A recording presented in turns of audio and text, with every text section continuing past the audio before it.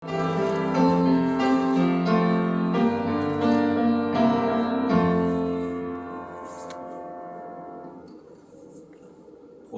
처녀가 잉태하여 아들을 낳을 것이요 그의 이름을 임마누엘이라 하니라 하셨은즉 이를 번역한즉 하나님이 우리와 함께 계시다 함이라. 아멘. 하나님 아버지 은혜와 사랑을 무한히 감사합니다. 하늘의 보좌를 이 땅에 오신 아기 예수님을 경배하기 위하여 성탄절 축하 예배로 드릴 수 있도록 은혜 주신 거 감사합니다. 우리의 귀한 예배 기쁘게 흡양해 주시고 영광 받아 주옵소서. 예수님 이름으로 기도하옵나이다. 아멘. 사도신경으로 신앙 고백하겠습니다. 나는 전능하신 아버지 하나님 천지의 창조주를 믿습니다. 나는 그의 유일하신 아들 우리 주 예수 그리스도를 믿습니다. 그는 성령으로 잉태되어 동정녀 마리아에서 나시고 본디오 빌라도에게 고난을 받아 십자가 못 박혀 죽으시고 장사된 지 사흘 만에 죽은 자 가운데서 다시 살아나셨으며 하늘에 오르시어 전능하신 아버지 하나님 우편에 앉아 계시다가 거기로부터 살아있는 자와 죽은 자를 심판하러 오십니다. 나는 성령을 믿으며 거룩한 공교회와 성도의 교제와 죄를 용서받는 것과 몸의 부활과 영생을 믿습니다. 아멘. 찬송가 109장.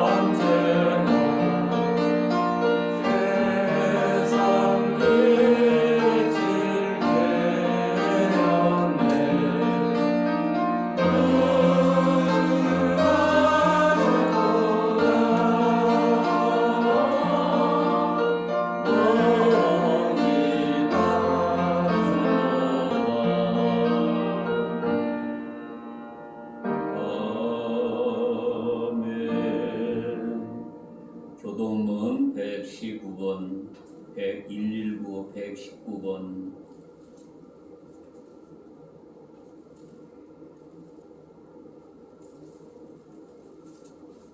여호와의 영광이 나타나고 모든 육체가 그것을 함께 보리라.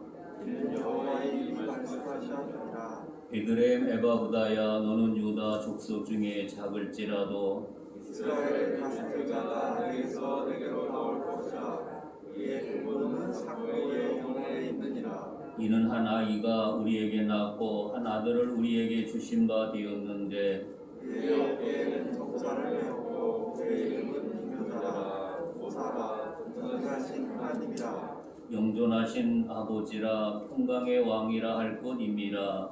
그의 정사와 물가의 땅이 공평하며 또 다윗의 왕조와 그의 나라가 군립하며 그 나라를 굳게 세우고 지금으로 영원히 정의와 공의로 그것을 거절하실 것이라. 천사가 이르되 무서워하지 말라. 보라, 내가 온 백성에게 미칠 큰 기쁨의 좋은 소식을 너희에게 전하노라. 오늘 하나님의 너희를 위하여 구주가 하셨으니 곧 그리스도 주시니라. 아멘.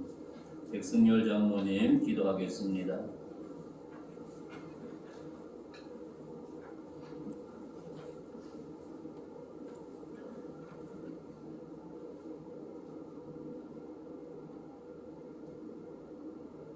하나님께 기도드리겠습니다. 영광을 받으시기 합당하신 하나님 아버지, 코로나19 엄중한 시기이지만 성탄의 기쁜 이 아침에 아기 예수님의 탄생을 축하하기 위하여 예배 자리에 모이게 하심을 감사드립니다. 먼저 하늘의 높은 보좌에서 낮고 천한 이 땅에 사람의 몸을 입으시고 오신 구원자 되시는 예수 그리스도께 찬양과 경배를 올려드립니다.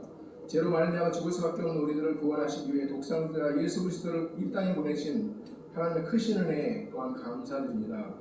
올 한 해 동안 코로나19로 어둠과 고통이 온 땅을 덮고 캄캄함이 만민을 가리울 때 영광의 빛으로 오신 아기 예수님만이 우리의 희망임을 다시 한번 깨닫게 하시고 예수의 탄생하심을 기뻐하며 감사와 기쁨으로 드리는 우리 예배를 받아 주시옵소서. 이 거룩한 예배 자리에서 성탄절을 기념하며 주님이 이 땅에 오신 이유와 그 은혜를 돌아보기를 원합니다. 주님이 오신 날은 구원의 날이요 생명의 날인 이 기쁜 소식이 소외된 자, 가난한 자, 병든 자, 특별히 믿지 아니하는 수많은 이웃들에게 전파되게 하시고 이 성탄의 기쁨이 구원의 소식, 영원한 소망의 소식이 되게 하여 주시옵소서. 주님의 몸된 이 땅의 교회도 이 위대한 복음을 증거할 수 있는 교회가 되게 하시고 이 나라 이 민족이 주님 베풀어 주시는 은혜를 기억하며 세상 물질과 우상을 숭배하는 잘못된 마음에서 돌이켜 만유의 주제이신 주님만 바라며 소망을 두게 하여 주시옵소서. 또 감사와 끼는 희망이었던 이 땅에 하나님의 은혜로 복음이 이 땅에 들어왔고 한국교회가 여기까지 올 수 있었습니다.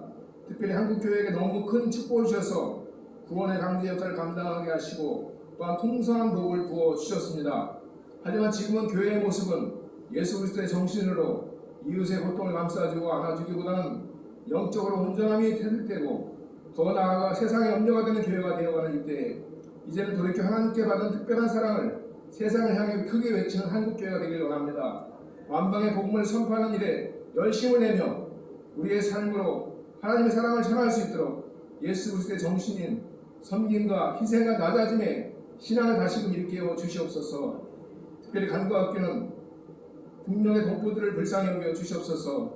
기독교를 철저히 배척하고 탄압하고 있는 저 북한 땅에는 그리스도를 모르는 이들이 많고 그나마도 소수의 그리스도인들이 목숨을 담보로 신앙을 지키며 하루하루를 절망 속에 살아가고 있는 그들에게 위로와 소망을 주시옵소서.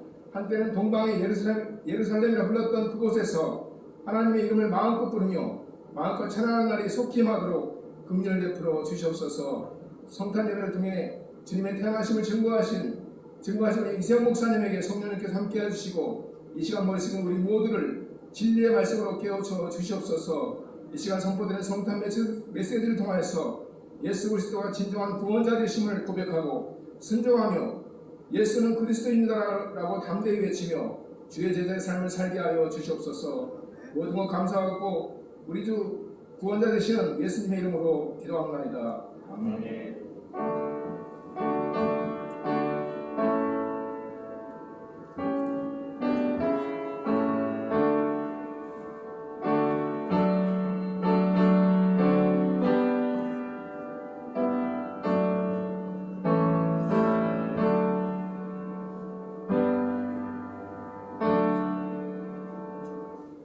성경 말씀 마태복음 2장 우리가 8절부터 12절까지 한 목소리로 보겠습니다.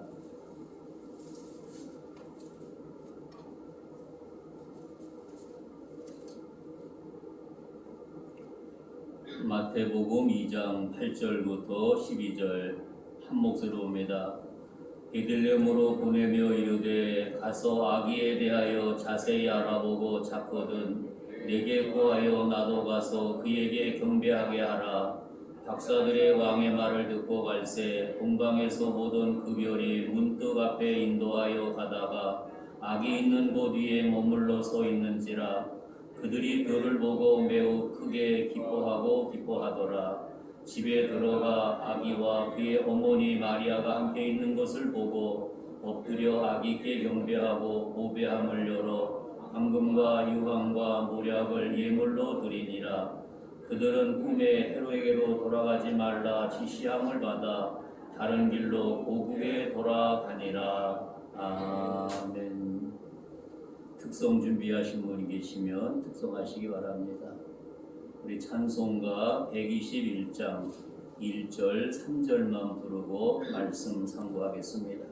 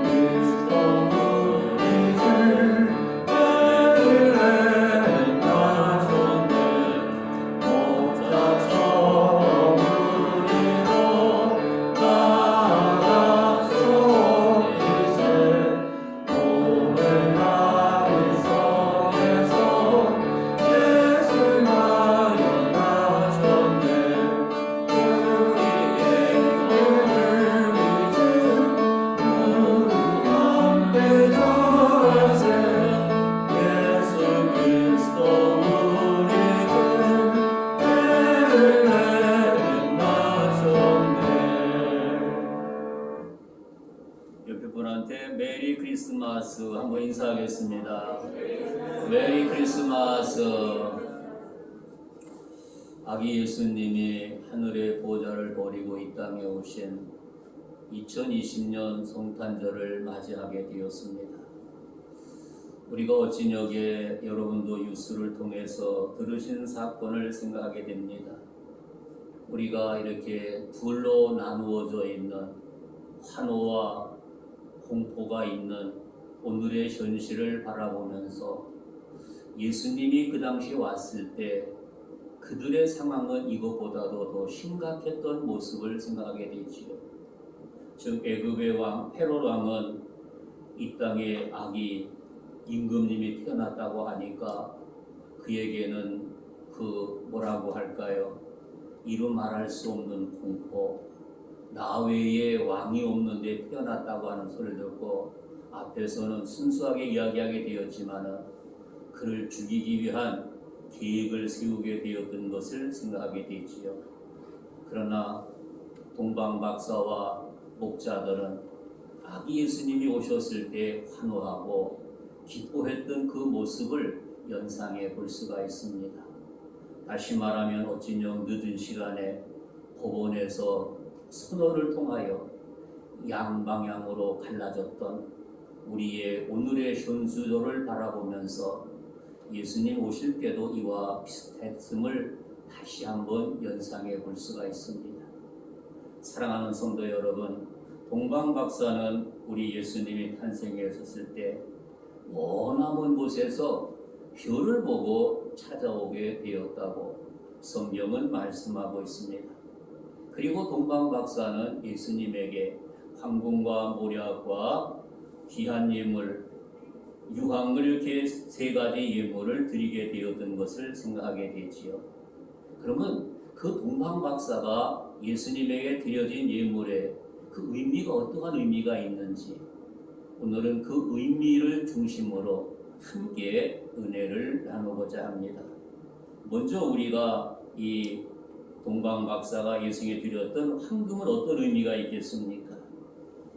바로 이 베들레헴의 임금께 드려진 황금, 영원토록 다스리는 이스라엘의 왕이라고 하는 사실을 여기에서 말씀하고 있습니다.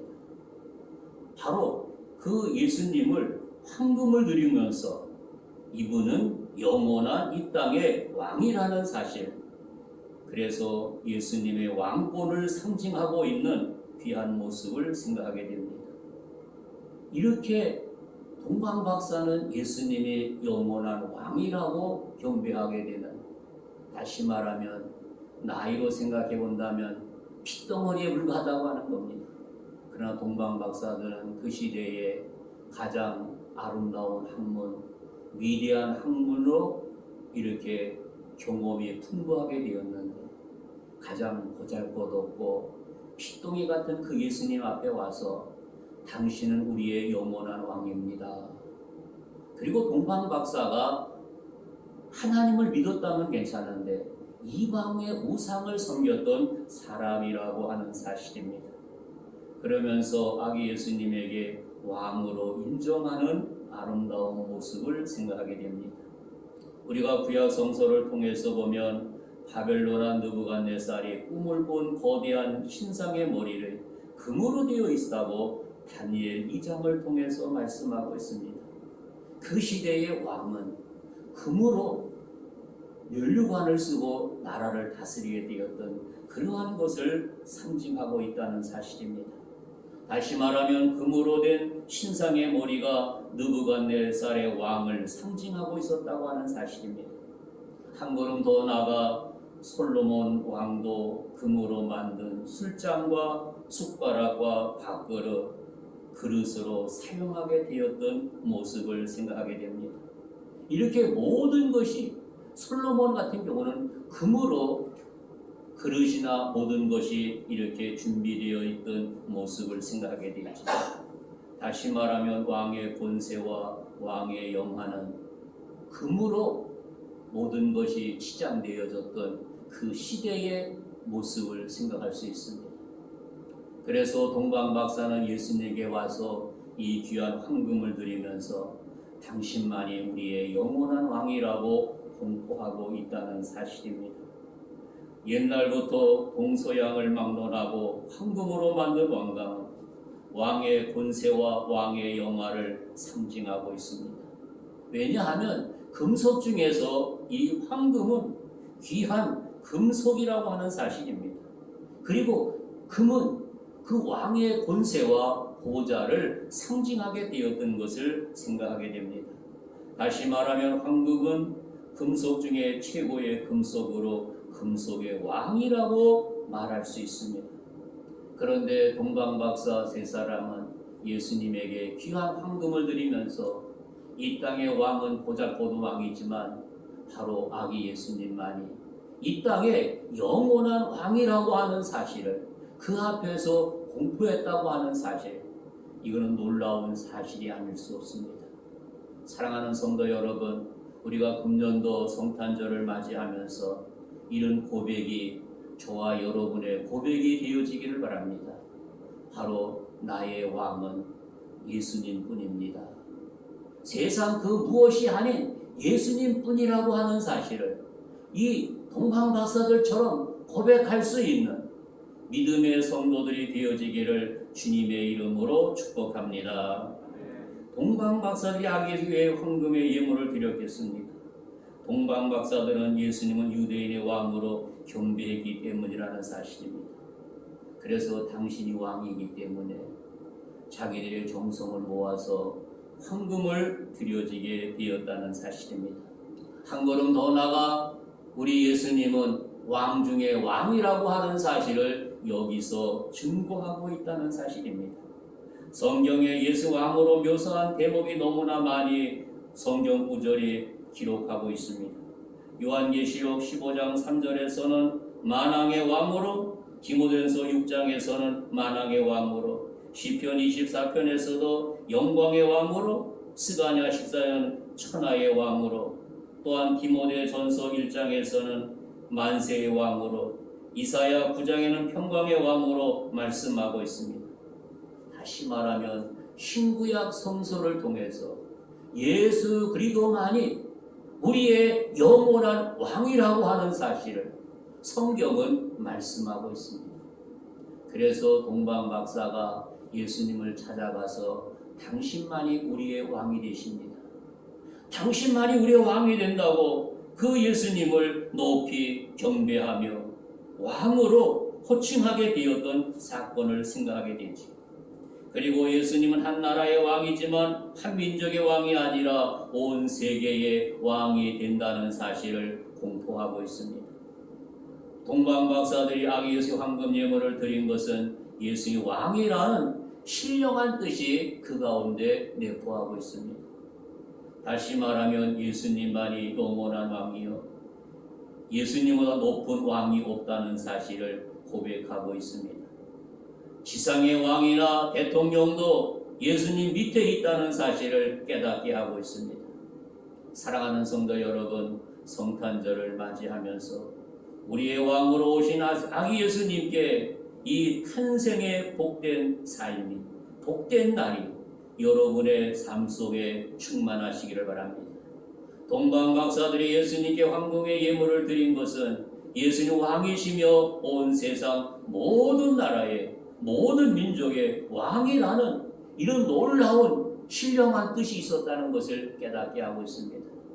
그래서 우리 예수님만이 우리의 영원한 왕이라는 사실을 늘 고백하면서 주님께 더 가까이 나가 그분께 경배할 수 있는 믿음의 성도들이 되어지기를 주님의 이름으로 축복합니다. 두 번째로 유황이라는 예물은 예수님은 하나님이시며 대제사장이라는 뜻이 있습니다. 다시 말하면 유황의 예물의 의미는 예수 하나님이시며 대제사장, 성경의 유황은 하나님께만 사용되었다는 사실입니다. 유황에는 아름다운 향기가 뛰어난 것을 생각하게 됩니다. 그래서 성전에서 하나님께 제사 드릴 때 유향을 사용하게 되었다는 것입니다. 그래서 유황이란 거룩하신 구주 예수님께 유황을 드림으로써 만유의 주가 되심을 선포하게 되었다는 사실입니다. 다시 말하면 구약 성경에는 유황을 번역된 말은 시색 또는 시다는 의미의 말로 어근에서 유래된 것을 생각하게 됩니다. 시다고 하는 의미는 말의 어근에서 유황의 문자적인 뜻으로 순수한 향이라고 말하고 있습니다. 우리의 왕이신 예수님은 순수한 분이라고 하는 겁니다. 그분에는 아름다운 향기가 있다고 하는 것입니다. 유황을 왜 순수한 향이라고 하고 있겠습니까? 유황을 하나님께서 만들고 하나님께만 사용되기 때문이라는 사실입니다. 그래서 출애굽기 30장에 보니까 유황은 보통 향과 구별하여 하나님께만 사용하도록 규정되어 있었던 것을 발견하게 됩니다. 인간은 유황을 사용할 수 없었습니다. 만약 인간이 사사로이 유황의 냄새를 맡거나 개인적으로 사용하기 위해 유황을 만들면 사용에 처하도록 규정되었던 것을 생각하게 됩니다. 오직 유황은 만왕의 왕이신 여호와 하나님께, 아기 예수님께만 사용되었던 이 구약의 말씀을 생각하게 됩니다. 그래서 동방 박사는 아기 예수님이 유대인의 왕이며 한 나라의 왕이지만 전 세계 모든 인류의 왕이라고 하는 사실을 이 유황의 예물을 드리면서 공포하게 된 사건을 생각하게 됩니다.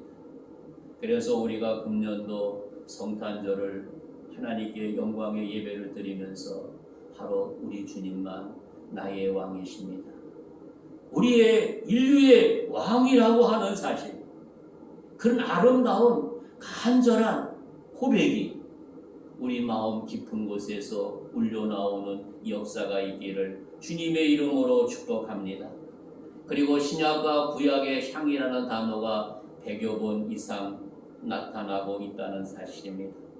이 향이란 말이 나올 때마다 향은 대부분 하나님께 드리는 제사로 사용되었던 것을 발견하게 됩니다. 다시 말하면 아까 말씀드린 대로 향은 하나님께만 사용된다고 하는 겁니다. 인간에게는 사용되지 않는다는 것입니다. 그래서 이 아름다운 향을 이 동방박사들이 예수님 앞에 드려진 사건을 여기서 우리가 발견할 수가 있습니다. 사랑하는 성도 여러분, 이런 은혜가 여러분의 삶 속에 충만하시기를 바랍니다. 그래서 우리가 주님 앞에 예배드릴 때 항상 이 유황을 생각하면서 우리의 마음 자세가 흐트러지지 말아야 된다는 사실입니다. 우리가 주님 앞에 예배드리면서 우리의 마음이 어떠했습니까? 우리는 이런 생각 저런 생각에 사로잡힐 때가 많았던 것을 보게 됩니다. 우리 학생들이 예배드리는 모습을 보게 되면 예배드리는 것이 아니라 핸드폰을 켜놓고 오락하고 게임하는 모습들을 종종 볼 수 있다고 하는 겁니다. 그것은 왜 그렇게 하고 있겠습니까? 바로 예수님을 나의 왕으로 영접하지 못했기 때문에. 엄마가 아빠가 교회 가라고 하니까 억지로 나와서 자리만 앉아 있다고 하는 것입니다. 그들에게는 예수님이 나의 왕이라는 고백이 없다는 것을 그 가운데에서 깨닫게 하고 있습니다. 사랑하는 성도 여러분, 오늘 우리에게도 주님 앞에 예배드리면서 이런 잘못된 마음이 있다고 한다면 금년 성탄절을 통해서 내 잘못된 마음을 회개하고 바로 우리 예수님만이 우리의 영원한 왕이라고 하는 사실을 고백하면서 그분 앞에 나가 온전한 예배, 신령과 진리의 예배를 통해서 그분이 가장 기뻐하는 예배가 되는 역사가 있기를 주님의 이름으로 축복합니다. 그리고 유황은 제사장을 상징한다는 사실입니다. 유황은 누구에만 사용된 것이 아닙니다. 유황은 오직 하나님께만 사용되었습니다. 성전에서 하나님께 제사 드릴 때 유황을 사용하게 되었습니다. 성전에서 하나님께 드리는 제사를 주관하고 제사를 집례하는 사람이 누굽니까? 제사장이었다는 사실을 깨닫게 하고 있습니다. 성전에서 제사장이 하나님께 제사 드릴 때 유황을 사용하게 된 것을 생각하게 됩니다. 그리고 곡식을 불에 태워 드릴 때 제사의 소재로 드리게 된 것을 생각하게 됩니다. 제사장은 제물 위에 유황을 넣고 불에 살라 제사를 드리게 되었다고 레위기 2장을 통해서 말씀하고 있습니다. 이렇게 하나님 앞에 아름다운 제사를 그분 앞에 드려진 모습을 여기서 발견하게 됩니다. 그리고 하나님께 매일 드리는 화제에도 유황이 사용되었습니다. 이처럼 유황의 성전에 하나님께 섬기는 제사장만 사용하게 되었고 한 걸음 더 나아가 하나의 신령한 뜻으로 사용되었다는 것을 발견하게 됩니다. 사랑하는 성도 여러분, 동방박사들이 하나님께 유황의 예물을 드린 것은 예수님은 우리의 대제사장이란 신령한 뜻이 그 가운데 내포하고 있다는 것을 깨닫게 합니다. 다시 말하면 예수님께서 어떻게 우리의 대제사장이 되셨습니까? 성경은 히브리 3장에서 예수님은 우리의 대제사장이라고 말씀하고 있습니다. 예수님께서 우리의 대제사장 되신 근거가 무엇이겠습니까? 그분이 십자가상에서 운명하실 때 휘장이 위에서부터 아래로 찢어진 사건을 생각하게 됩니다. 다시 말하면 예수님이 십자가 사건을 통해서 지성소가 찢어진 사건이라고 하는 겁니다. 그때까지는 하나님과 인간 사이에 죄악의 담으로 막혀 있었다고 하는 겁니다. 그러나 휘장이 찢어짐으로 말미암아 예수님을 통해서 하나님 앞에 나갈 수 있는 아름다운 유일한 길이 우리에게 열려진 사건을 생각하게 됩니다. 사랑하는 성도 여러분, 그래서 우리는 주님 앞에 나가서 주님 앞에 기도하게 되었고 주님 앞에 나의 죄를 고백할 수 있는 놀라운 사건이 이루어지게 되었습니다. 좀 더 옛날을 한번 생각해 보시기 바랍니다. 옛날에 예루살렘의 솔로몬 성전은 성소와 지성소 사이에 휘장이 쳐 있었다는 사실입니다. 우리나라 초대교회 보면은 기역자 교회로서 또한 가운데 이렇게 휘장으로 막아 있어서 이쪽엔 여자, 이쪽엔 남자로 이렇게 예배드리게 되었던 것을 생각하게 됩니다. 우리나라에서 기역자 교회가 이 전라북도에 가게 되면 그 교회 하나를 생각하게 됩니다. 그 교회가 문화재로 그대로 있는 모습을 연상해 볼 수 있습니다. 사랑하는 성도 여러분, 이렇게 나누어져 있던 우리가 휘장을 통해서 하나가 되게 되었고 하나님 앞에 나가게 되는 놀라운 역사가 이루어지게 되었습니다. 다시 말하면 지성소는 지극히 거룩한 처절한 뜻을 가지고 있는데 그 이유는 지성소는 하나님의 임재, 즉 하나님께서 임하여 계신 장소를 상징하기 때문이었습니다. 그리고 지성소에는 하나님의 임재를 상징하는 세 가지 물건이 법궤에 놓여져 있었다는 것을 발견하게 됩니다. 거기에 십계명과 만나와 아론의 쌍난 지팡이가 있었던 것을 보게 됩니다. 지성소에서 법궤라는 나무 상자가 있는데 이 상자 안에 십계명안 새긴 2개의 돌비와 애굽에 나온 이스라엘 민족이 40년 동안 광야에서 먹던 하늘의 양식 만나와 하나님께서 명하신 대제사장 권세를 상징하는 아론의 쌍놈 지팡이가 거기에 보존되었던 것을 생각하게 됩니다. 이렇게 지성소 하나님께서 임재하여 계신 지극히 거룩한 장소를 상징하기 때문에 사람이 접근하기에 엄격했던 것을 생각하게 됩니다. 구약을 통해서 지성에 들어갔다가 어떤 사람은 나올 수 있었는데 또 죽음을 맞이하게 되었던 사건도 생각해 볼 수 있습니다. 사랑하는 성도 여러분, 그리고 대제사장은 매주일마다 들어가는 것이 아니라 제비 뽑아서 1년에 한 번밖에 들어갈 수 없었다는 사실입니다. 제사장은 온 백성의 죄를 대속하기 위해 대속죄제일 7월 15일에 지성소에 들어가게 되었다는 사실입니다. 대제사장의 지성에 들어갈 때만 지성소 휘장이 열렸다는 사실입니다. 이렇게 구약시대의 지성소에 출입하기가 너무나도 어렵고 불가능했던 것을 생각하게 됩니다. 그러나 인간이 하나님 존전에 나와 하나님께 뵙기가 그만큼 어렵다는 것을 의미하고 있습니다. 그런데 우리는 대제사장 되신 예수님께서 온 백성의 죄를 지시고 십자가에서 못 박혀 돌아가실 때 지성소 휘장이 위에서부터 아래로 찢어진 사건을 생각하게 됩니다. 다시 말하면 하나님과 인간 사이에 제약으로 막혀 있었던 것을 예수님께서 제약의 담을 말끔히 헐어주셨다는 것입니다.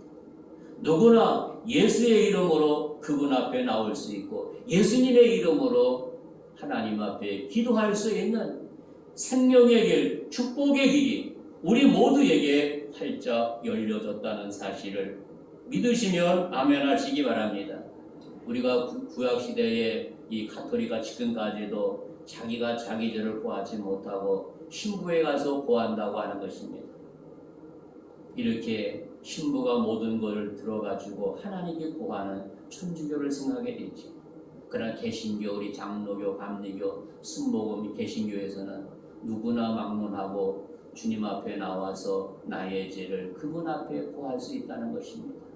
누구의 이름으로? 예수님의 이름으로 고한다고 하는 겁니다. 다시 말하면 아버지께 나갈 수 있는 길이 우리에게 활짝 열렸다는 것은 하나님의 은총이요 하나님의 축복이 아닐 수 없습니다. 그래서 우리가 이 교회에서는 이걸 하나의 용어로 만인 제사장이라고 말하고 있습니다. 누구든지 예수 이름으로 제사장이 될 수 있다는 사실입니다. 옛날에는 오직 대제사장을 통해서만 하나님 앞에 나갈 수 있었는데 오늘날에는 믿는 성도는 누구나 영적 제사장이 되기 때문에 예배를 통해 자유롭게 하나님께 나갈 수 있게 되었던 것은 놀라운 은총이요 축복이 아닐 수 없습니다. 그래서 히브리서 10장에 보니까 형제들아 우리가 예수의 피를 힘입어 성소에 들어갈 담력을 얻었나니 거기는 우리를 위하여 휘장 가운데 열어놓으신 새로운 산길이요 휘장은 곧 그의 육체니라고 말씀하고 있습니다. 바로 예수님께서 십자가의 희생을 통해서 아름다운 길이 활짝 열려진 것을 말씀하고 있습니다. 사랑하는 성도 여러분, 구약시대에는 짐승을 제물로 잡아 짐승의 피를 흘려 제사를 드렸을 때 이 제사는 완전한 제사가 아니라는 사실입니다. 임시적인 제사에 불과했다는 사실입니다. 그런데 예수님께서 당신의 몸을 제물로 드리고 당신의 별로 완전한 제사를 드림으로써 그 불완전한 제사가 완전한 제사로 완전히 바뀌어지게 된 것을 여기서 발견하게 됩니다. 다시 말하면 동방 박사들이 예수님께 유황 예물을 드린 것은 예수님만이 우리의 영원한 대제사장이라는 사실을 상징하면서 예수님 앞에 귀한 예물 드린 것은 놀라운 은혜가 아닐 수 없습니다. 서두에서 말했지만 어른이 아기에게 가서 절한다는 거 도저히 동방예의주의인 우리나라에 이해가지 않습니다. 그러나 그분이 우리의 만왕의 왕이시고 만주의 주가 되시고 영원한 대제사장이 되었기 때문에 그분 앞에 나가서 이렇게 제사를 예배를 드리게 되었던 것을 생각하게 됩니다. 그래서 동방박사의 정성을 모아서 유황을 예물로 드리게 된 것은 하나님의 은총이요 신령한 뜻이 그 가운데 기록됐다는 사실은 우리에게 놀라운 축복이 아닐 수 없음을 다시 한번 깨닫게 합니다. 그리고 끝으로 모략은 어떤 의미가 있겠습니까? 그 모략은 예수님의 고난과 죽음을 상징한다는 사실입니다. 주의 죽을 몸을 위해 모략을 드리게 되었다는 것입니다. 세상 모든 죄인을 위해 십자가를 지으셨던 그분의 모습을 깨닫게 됩니다. 다시 말하면 동방가서 예수님께 예물 드린 모략은 예수님께서 장차 당하실 고난을 상징하고 있던 것을 말하고 있습니다. 모략은 용도가 매우 다양한 향로나 예물로 드리고 또 쓰여지고 진통제 같은 역할을 하게 되었고 방부제로 사용했다는 사실을 성경 여러 곳에서 발견할 수가 있습니다. 그 중에 마가복음 15장에 보면 모략을 단 포도주를 주었으나 예수께서 받지 아니하셨다고 말씀하고 있습니다. 저 말씀은 예수님께서 십자가상에서 돌아가실 때 그 병사들이 예수님에게 하게 되었던 것을 깨닫게 됩니다. 사랑하는 성도 여러분, 그래서 이 세 가지 예물을 통해서 바로 우리의 영원한 주가 되신 그분 앞에 이 동방 박사들이 모든 예의를 가지고 당신은 우리의 왕입니다. 우리의 영원한 제사장입니다. 그리고 예수님만이 우리의 모든 죄를 담당하실 고난의 십자가를 상징하면서 그분 앞에 예배를 드리게 되었던 것을 깨닫게 됩니다. 이런 귀한 자세로 이들이 주님 앞에 나온 것은 놀라운 은총이요 축복이 아닐 수 없습니다. 여기서 말씀을 맺고자 합니다. 사랑하는 성도 여러분, 동방박사들은 자기의 생각의 뜻에 따라 황금과 유황과 모략을 예물로 드렸습니다. 그런데 하나님께서 예물을 선택한 동방박사의 마음과 손길 속에 섭리하셨다는 것입니다. 다시 말하면 자기의 생각이 있었는데 그 생각 속에 성령의 역사가 임하게 되었던 것을 생각하게 됩니다. 사랑하는 성도 여러분, 우리가 주님 앞에 예배드릴 때 우리의 생각으로 되는 것이 아니라 내 생각 속에 주의 영이 함께 하셔서 주님이 기뻐하는 방향으로 아름다운 예배가 드려지도록 우리가 힘써 있어야 됩니다. 그런데 보통 경우를 보면 자기 생각에만 머물러 있다는 것입니다.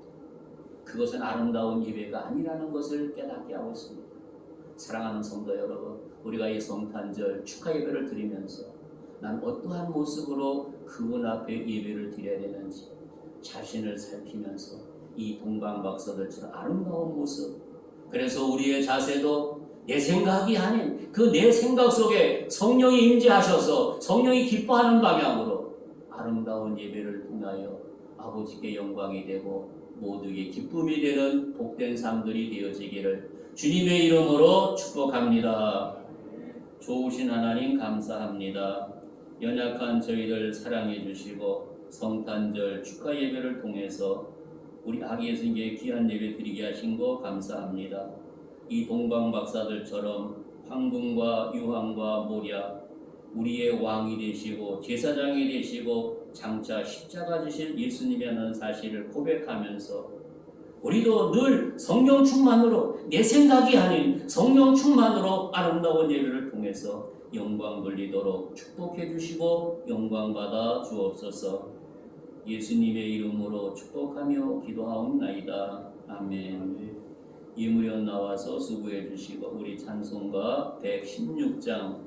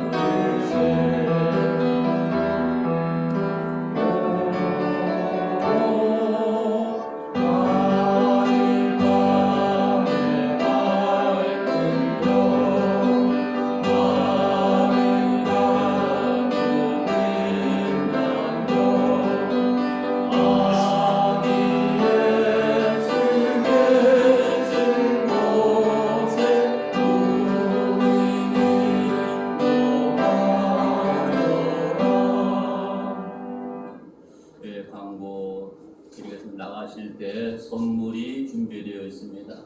각 구역장 되신 분들은 구역별로 선물을 받아가지고 우리 성도들에게 나눠주시기 바랍니다. 인사하실 때 메리 크리스마스 사방함하겠습니다. 메리 크리스마스, 메리 크리스마스, 메리 크리스마스. 기도하겠습니다. 하나님 아버지 은혜와 사랑을 감사합니다. 저희들 사랑해 주시고 성탄절 축하 예배를 드릴 수 있도록 은혜 주신 거 감사합니다. 메리 크리스마스 주인 되신 예수님을 모시고 내 생각은 십자가에 못 박고 주님 생각으로 무장하는 지혜로운 삶이 되도록 인도해 주시고 하나님의 은혜가 충만하도록 역사하여 주옵소서. 정성을 모아 귀한 예물 드렸습니다. 아름다운 손길 기억해 주시고 축복하여 주옵소서. 쓰이는 곳마다 복의 역사 나타나게 하여 주시고 영광 받아 주옵소서. 또한 이따 가정에서 드리는 우리 귀한 손길에도 함께하여 주시고 영광 받아 주옵소서. 지금은 교회의 머리가 되신 우리 구주 예수의 은혜와 하나님 아버지 지극하신 사랑과 성령님의 교통하심이 하늘의 보좌로 이 땅에 오신 아기 예수님과 함께 영원토록 승리하기 위하여 다짐하는 저희들의 머리머리 위에, 저희들의 가정과 삶의 터전 위에 군복무하는 사랑하는 자녀들, 객지에 나가는 귀한 자녀들, 해외 나가는 자녀들 머리머리 위에 이제로부터 영원토록 항상 함께 하시기를 간절히 축원하옵나이다. 아멘.